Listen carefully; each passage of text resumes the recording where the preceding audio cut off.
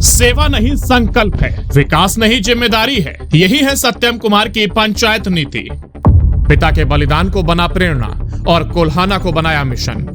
हर टोले हर घर में सरकारी योजनाओं का असर। नाम है सत्यम कुमार। जमुई जिले के अलीगंज प्रखंड के कोल्हाना पंचायत में सत्यम कुमार सिर्फ मुखिया नहीं, एक मिशन है। साल 2021 से जनसेवा को अपना कर्म मान चुके सत्यम हर सुख दुख में जनता के साथ खड़े रहते हैं। उनके पिताजी 3 बार इस पंचायत के मुखिया रहे और 2020 में दुर्भाग्यपूर्ण हत्या के बाद जनता ने खुद आगे आकर सत्यम को नेतृत्व सौंपा। राजनीति को सेवा का जरिया बनाया। पैसा नहीं, परिवर्तन ही लक्ष्य। पंचायत की जनता ने भरोसा जताया और सत्यम ने उस भरोसे को विकास में बदल डाला। 3.5 साल में जनहित के वो कार्य किए जो पंचायत को आदर्श बना रहे हैं। नली गली निर्माण, पीसीसी सड़क से गांवों को जोड़ना, मनरेगा से पोखर, चेक डैम और आहार का निर्माण, सिंचाई को मिला बल। स्वच्छता मिशन से पंचायत को रखा स्वच्छ और स्वस्थ। स्कूलों में बाउंड्री, रंग रोगन और पार्क निर्माण ताकि शिक्षा के साथ वातावरण भी संवरे। जल नल योजना से घर घर पहुंचा स्वच्छ पेयजल। 400 लोगों को प्रधानमंत्री आवास योजना में जोड़ा। अब हर किसी का सपना हो रहा है पूरा। 300 से अधिक जरूरतमंदों को पेंशन योजना का लाभ। राशन कार्ड, वृद्धावस्था पेंशन, जन कल्याण योजनाओं का प्रभावी क्रियान्वयन। पंचायत सरकार भवन, खेल मैदान और नए चेक डैम का कार्य प्रगति पर। जो बना जनता का प्रतिनिधि वो पहले बना जनता का बेटा। सत्यम कुमार न सिर्फ योजनाओं को जमीन पर लाते हैं बल्कि आम सभा बुलाकर हर फैसले में जनता की राय को प्राथमिकता देते हैं। उनका मानना है पंचायत की योजना कागज पर नहीं, लोगों की जिंदगी में दिखनी चाहिए। हमारे संवाददाता से बात करते हुए उन्होंने बताया कि मेरा उद्देश्य सत्ता नहीं, सेवा है। अस्पताल हो या अंतिम टोला तक नल जल, बचे हुए कार्यकाल में जो भी जरूरी होगा मैं करूंगा। मेरे लिए जनता का आशीर्वाद जरूरी है। आप एक युवा मुखिया हैं इस पंचायत का, तो आप ये बताएं कि आप राजनीति में क्यों आए? राजनीति में आने का मुख्य उद्देश्य आपका क्या है? एक्चुअल में 2020 में 29 दिसंबर को मेरे पिताजी की हत्या हो गई। मेरे पिताजी इस पंचायत से 3 टर्म पहले चुनाव लड़ चुके हैं और जीत चुके हैं। उन्होंने इस पंचायत का 3 बार पहले प्रतिनिधित्व भी किया। उनके मरणोपरांत गांव के ग्रामीण जो हमारे अभिभावक हैं उनके द्वारा हम पर भरोसा जताया गया और उन्हें कहा गया कि आप चुनाव लड़िए। तो मैं आया तो एक्सीडेंटली था जी। और चूँकि परिवार में हमेशा ये चीज़ें देखा हूँ, जनता की सेवा के प्रति पिताजी का लगाव, तो वहाँ से थोड़ा सा मन में था। तो चीज़ें पहले से कहते हैं ना कि मछली के बच्चे को तैरना नहीं सिखाया जाता, तो राजनीति पिताजी से आती थी और उसी को लाइफ में आगे इम्प्लीमेंट कर रहा हूँ और जनता की सेवा के लिए आगे प्रयासरत हूँ। लगभग 3.5 वर्षों का कार्यकाल आपका समाप्त होने के कगार पे है जी। तो इन 3.5 वर्षों में अपने पंचायत में कौन कौन सा विकास का काम किए हैं? देखिए, मेनली तो पंचायत में जो होता है सरकार के द्वारा जो लागू योजनाएं होती हैं उनके इम्प्लीमेंटेशन की बात होती है जी। कि हमारे जो भी बिहार सरकार के जो भी वो हमारे जनप्रतिनिधि या पंचायत स्तरीय जो भी फंड्स भेजते हैं उनमें होता है कि हमें क्या क्या कार्य करने होते हैं, वो सरकार द्वारा हमें ऑलरेडी मिलता है कि आप इस क्षेत्र में काम कर सकते हैं। तो हमारे क्षेत्र कह लीजिए बहुत ज़्यादा ओपन नहीं है, प्रतिबंधित है और बहुत लिमिटेड होते हैं, जो कि हम करना भी चाहते हैं जनता के लिए तो कर नहीं सकते हैं। तो उसमें मेनली जो होती है गली नली और जैसे ढलाई की योजनाएं, सड़कों का निर्माण कार्य, मरम्मती कार्य, गली का निर्माण, तो ये सारी चीज़ें भी हो रही है। हमारे पंचायत में सिंचाई की व्यवस्था के लिए जैसे हमारे ग्राम नोनी में आहर, पैन, इन सब से भी जहाँ से भी वाटर कनेक्टिविटी को जोड़ा जा सकता था ताकि लोगों को सिंचाई मिले और लोगों को अपने खेत तक पहुँचने के लिए सुविधाएं, जैसे कि ट्रैक्टर उनका सालों भर कहीं नदी है कहीं कुछ है तो उसको क्रॉस करके भी जा पाए, उसके लिए चेक डैम का निर्माण कार्य। इस तरीके से जो भी सरकार की योजनाएं आती हैं और हमें जो भी जानकारी मिलता है तो उसके अनुसार हम लोग अपना कार्य करने की कोशिश करते हैं जी। वर्तमान में अभी आपके पंचायत में कौन कौन सा काम चल रहा है? पंचायत में हमारे जो अभी ऑनगोइंग योजनाएं हैं उसमें मुख्य रूपेण जो याद है अभी जैसे कि हमारे यहाँ खेल मैदान का जो नीतीश कुमार जी की योजना है, हर एक पंचायत में खेल मैदान, हर एक विद्यालय में, तो वो अभी हमारे यहाँ खेल मैदान का कार्य चल रहा है। 2 चेक डैम का कार्य चल रहा है। पंचायत सरकार भवन का कार्य चल रहा है जो नीतीश कुमार की बहुत ही इम्पोर्टेंट और महत्वाकांक्षी योजना है कि हमारे बिहार के सभी 8,000 लगभग सभी 8,000 पंचायतों में पंचायत सरकार भवन का निर्माण उनके चुनाव से पूर्व 100% किया जाना चाहिए। तो वो कार्य चल रहे हैं। तालाब का सौंदर्यीकरण का कार्य है, तालाब के ऊपर पेवर ब्लॉक बिछाने का कार्य और ये सब चीज़ें भी है ताकि लोगों को एक पार्क का जो स्कूल के अंदर जो बाउंड्री का कार्य होता है बच्चों के प्लेग्राउंड के लिए जो भी है वो तो सरकार की योजना चल रही है। बाउंड्री का कार्य भी किया गया है और अभी चालू है। उसमें अभी पार्क का निर्माण भी किया जा रहा है। प्लेग्राउंड के अलावा हमारे यहाँ विद्यालय में पार्क का निर्माण कराया जा रहा है और भी बहुत सारी योजनाएं हैं। हमारे यहाँ पावर ग्रिड मैंने बहुत कोशिश की है उसके लिए, तो हमारे यहाँ अभी तो हमारे पास NOC है।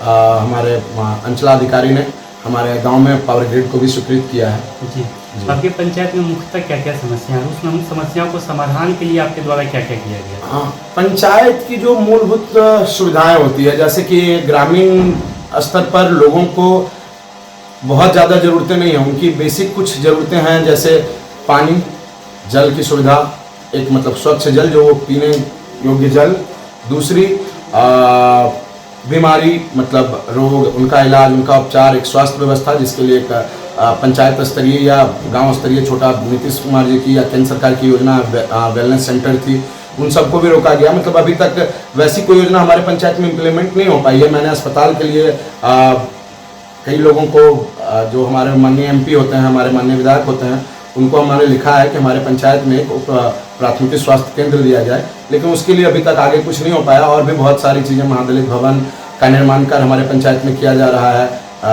माननीय बिहार सरकार के द्वारा।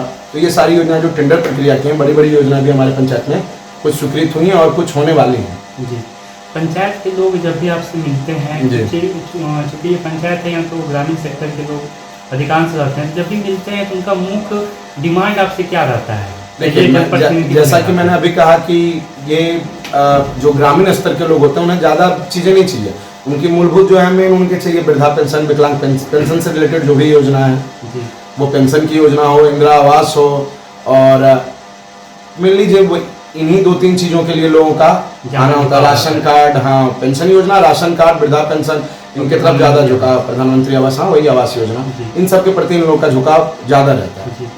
क्योंकि आप मुखिया हैं, इस पंचायत का प्रतिनिधित्व कर रहे हैं, लगभग 3 साल का आपका कार्यकाल रहा। इस ऐसे में आपको एक पंचायत राजनीति का समझ भी अच्छे से आया और आपको एक एक्सपीरियंस भी आया। तो ऐसे में सरकार की जो योजनाएं हैं पंचायत लेवल के लिए या जनप्रतिनिधि के लिए, एज ए मुखिया के लिए, तो आपको क्या लगता है कि योजना सही है? सरकार का जो स्कीम है वो काम करने का सही है या इसमें कुछ चेंज होना चाहिए? सरकार की बहुत सारी योजनाएं जो है वो लोगों के हित में सोचकर ही या जानबूझकर ही बनाई जाती है ताकि उनका लाभ ज़्यादा से ज़्यादा लोगों को मिल सके। लेकिन इसमें होता क्या है कि कुछ योजनाएं हैं जो उसमें कहीं किसी के इम्प्लीमेंटेशन में कमी रह जाती है या किसी रीजन से वो लोगों तक प्रॉपर नहीं पहुंच पाती। लेकिन हमारी बिहार की जो सरकार है, नीतीश कुमार और मोदी जी की गठबंधन की जो सरकार है, वो इस दिशा में कार्य कर रही है कि डायरेक्ट जो सबसे निचला तबका है उस तक वो लाभ पहुंचाया जा सके। रही बात इसमें बदलाव की, तो बदलाव की जो सबसे बड़ी समस्या है उसके लिए अगर मेरी आवाज़ वहाँ तक पहुँचेगी तो मैं यही कहना चाहूँगा कि मनरेगा जैसी जो योजना है उन सब में सुधार की आवश्यकता है। अगर हमारे जो बिहार प्रदेश है वहाँ से सबसे ज़्यादा लोग पलायन करके, हमारा बिहार, बाहर में लोग हंसते ही इसी बात पर है कि हमारे यहाँ से सबसे ज़्यादा मजदूर लोग पलायन करके दूसरे प्रदेशों में कमाने जाते हैं। तो मनरेगा जैसी जो योजना है जिसमें कि जो उनका एक अमाउंट जो है समथिंग 250 के अप्रॉक्स एक अमाउंट है जो हमारे बिहार में है, बट ये अगर साउथर्न स्टेट की बात किया जाए बिहार के दूसरे हिस्से की, तो वहाँ पे ये 350 के अप्रॉक्स है।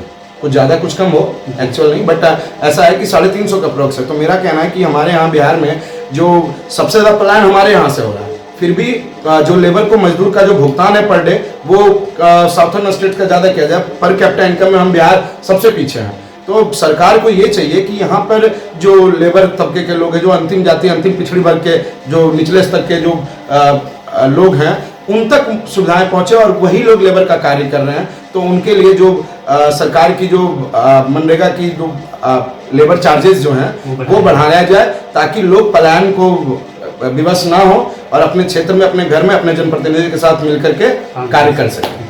लास्ट की सवाल है, आप हमारे चैनल के माध्यम से अपने पंचायत वासियों को क्या संदेश देना चाहेंगे? देखिए, हमारे पंचायत वासियों के लिए उनका आशीर्वाद हमें मिला।